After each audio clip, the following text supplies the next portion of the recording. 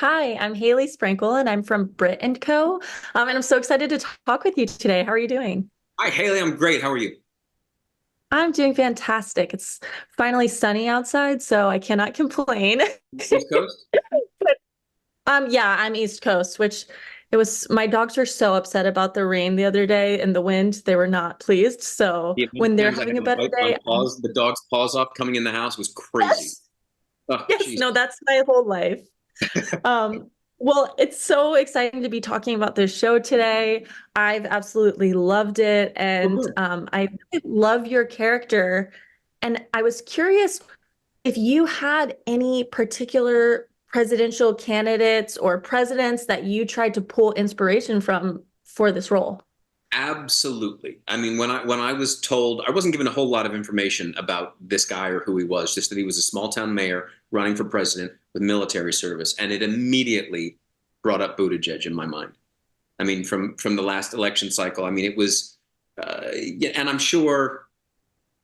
I say I'm sure. I'm not sure if they put those two together, but I spent a lot of time on YouTube looking at old interviews that Buttigieg did, and sort of I really began to admire his ability to get the media on his side. You know, anytime uh, any presidential candidate will tell you that the most important thing is to get your face out there, get your message out there, get people talking about you, get people writing about you, get people interviewing you. And he had a great knack and ability to do that. So much so that he's not president, but as transportation secretary, like he's making his way from mayor to huge platform.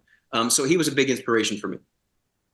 That's awesome. Yeah, no, I can totally see the parallels there. And I think you're right in that like maybe they weren't exactly thinking of him when they wrote this part, but I do think that this show itself pulls a lot from our current collective Yeah. experience. The crying meme of it all. Like I feel like we've all sort of lived a similar election cycle that they described.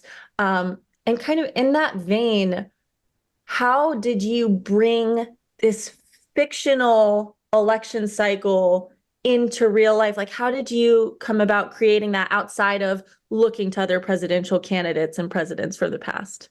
Yeah, it was I'm going to say it was not an easy thing to do, but the great thing about the show is that yes, it is based in politics, right? It is based around an election cycle, but that's not for my character. It's the focus, but for the show, it is not the focus. So for me, I was able to focus completely on that and his need, his desire for media attention, and trying to do everything he could to get his not just his name but his platform out there.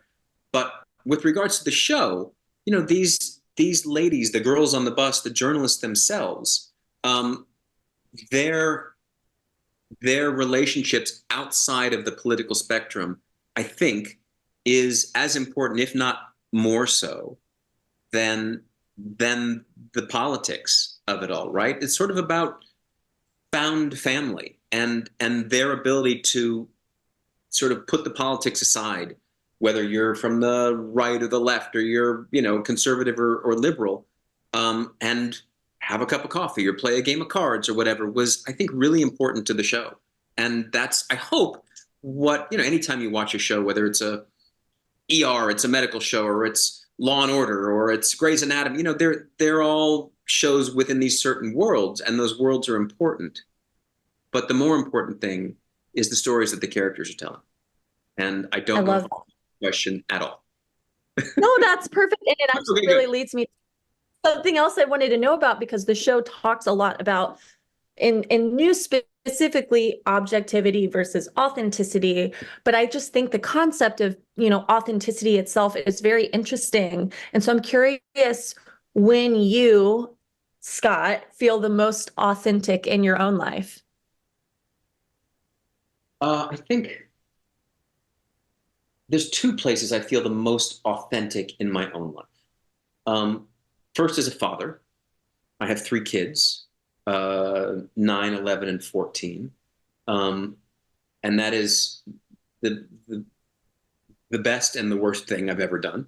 Um, it's so difficult, but also I've been acting, I've been on sets. I've been fortunate to do this for 30 years.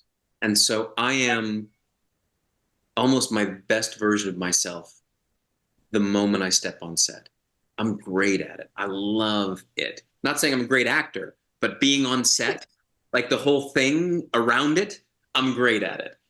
So I think those two, and they're completely different, authentic Scots, right? I'm not the dad on set, although maybe Christ at my age, maybe I am now dad on set. Um, but I'm not the dad on set. I get to be Scott Foley, the actor, and when I'm home, I'm Scott Foley, the dad, and I am. Those two can't be together. They can't work in tandem. So separately, those are my two most authentic me's. That's really beautiful. And I think that's so helpful to, I mean, I think we all struggle with work-life balance. So to know that you're able to take those two most authentic moments and kind of give them their own space, that's really incredible. Thank you. Kind of going back, yeah, of course, kind of going back to what we were talking about earlier about like how this show is so rooted in kind of current themes in the world around us. I'm curious what you're hoping that people will take away from this show in an election year as important as this one. Well, look, I think the main thing I'm hoping is that people will see how important and how intertwined the media is with politics. And I think we all turn on our TV and we see it, but I don't know how much we understand the narratives that are crafted, the stories that are told, the pressure that is put on the media and the candidates in turn, and how one doesn't work without the other. Since the beginning of politics, you have to have media, and I think if you can look at it through that lens, I don't know, maybe it'll benefit your ability to make a decision on the right candidate for you. Absolutely. As a journalist, I appreciate that response. I have one last quick question for you. I just binged this show. What was your last binge that you watched? Oh man, Slow Horses was the last one I binged. So Okay. good, so good. But before that, it's The Challenge, which was on MTV, Paramount Plus now. I've been watching The Challenge for 20 something years. I love it. I love the people. I love the show. My wife and I look forward to it every Wednesday night. It is the best. I Embarrassing. love that. Now you know, No, 50 years old, I love The Challenge. it's the authentic you. I really appreciate your time, Scott. Thank you so much. Have a great rest of your day. Thanks, you do the same.